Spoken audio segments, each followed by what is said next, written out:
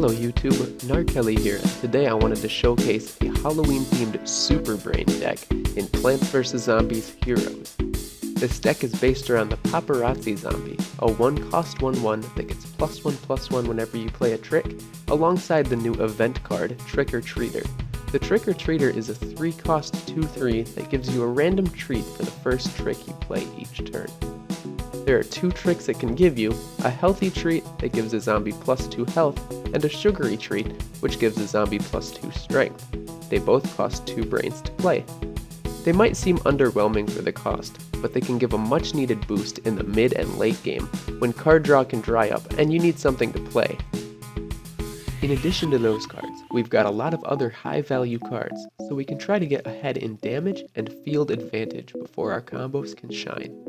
We've included a lot of tricks, your standard removal, card draw, and bonus attacks to get all the awesome benefits of Paparazzi and Trick or Treater, but we also have tricks that allow you to play around your opponent, such as Beam Me Up and Hail-a-Copter, which both can be used to spawn zombies during the 3rd round of a turn.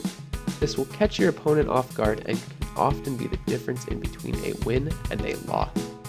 The other cards are put in here purely for value. We don't have any gimmicks like sports zombies or pet zombies, but we have a lot of utility and even an amphibious card for coverage.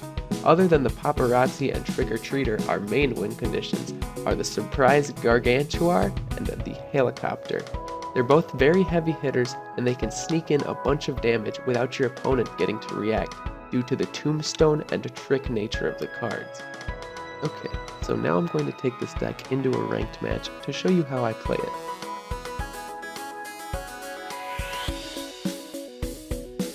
Hopefully we can find an opponent in a timely manner. If not, I'll cut it out. Here we go.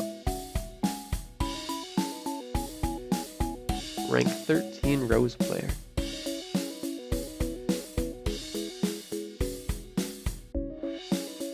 Okay, so this opening hand is pretty atrocious. We're going to want to trade pretty much everything out here.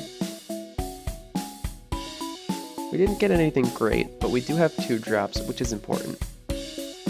What we need to hope for now is that the opponent doesn't get a strong start on us. We're going to have to pass our turn. And we can actually draw 2 cards. That was a really good trick to get right off the bat, especially since we didn't have anything else to play.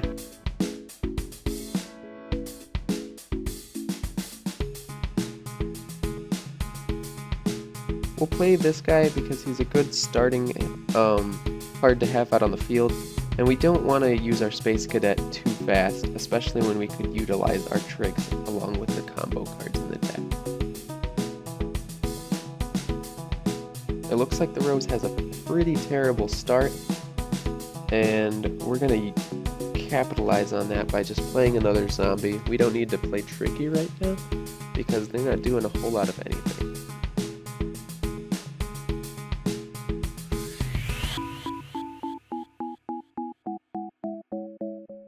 Okay, so they will destroy our pirate before he gets out of hand. That's fine. He's not an integral part of the deck.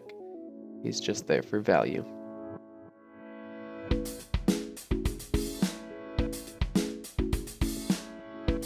I think we'll put the Chimney Sweep down because a 3/2 is a big threat, and then we'll pass the turn so we can still use our tricks. We can either draw 2 or play a cadet and move 1 and give it +1 strength.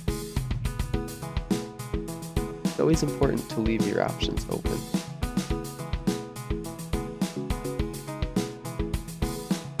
I think what we're going to do here is move this zombie over and then make the 2/3 Space Cadet so we can save value on the board instead of just drawing cards and trying to find other stuff.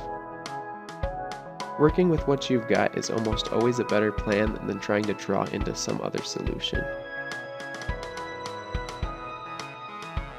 Hopefully we can trick him into thinking that this gravestone is not a big deal and he'll ignore it, but not likely.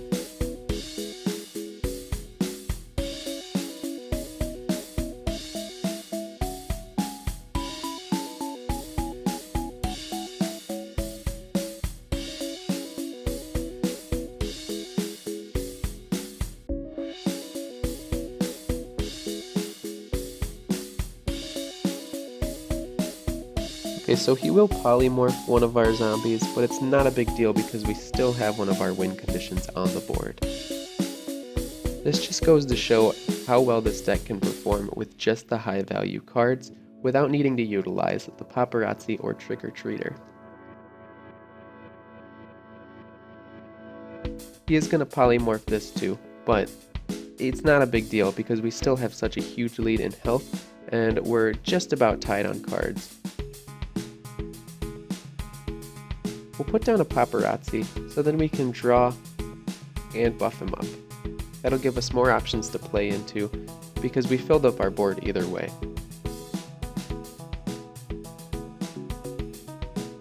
An ideal situation would be for us to clear out this goat and chicken so we can get heavier hitters out, but they'll probably try to play around that since they did decide to polymorph them.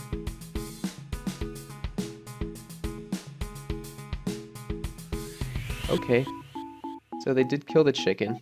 I'm totally good with that. We'll draw 2 cards, see what we get. Okay, good draws. Next turn, we'll most likely play the Copter Commando, but only time will tell. We'll see what we draw. We got the Trick or Treater. We can't play it and the Copter Commando, but I really want to showcase the Trick or Treater here, and we're so far ahead that it doesn't even matter.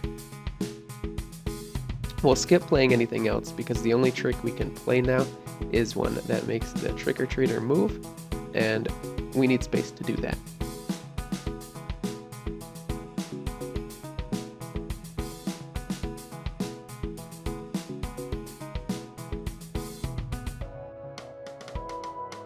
Okay, we're going to move him, and we're going to hope that we get a healthy treat so that he can survive the damage from the sunflower.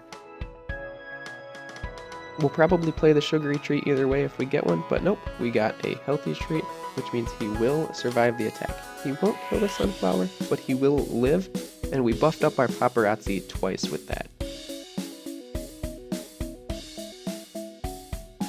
He gets his Mega Block off. It's almost always worth it to play your free card. There we go, he frees a zombie, that's okay.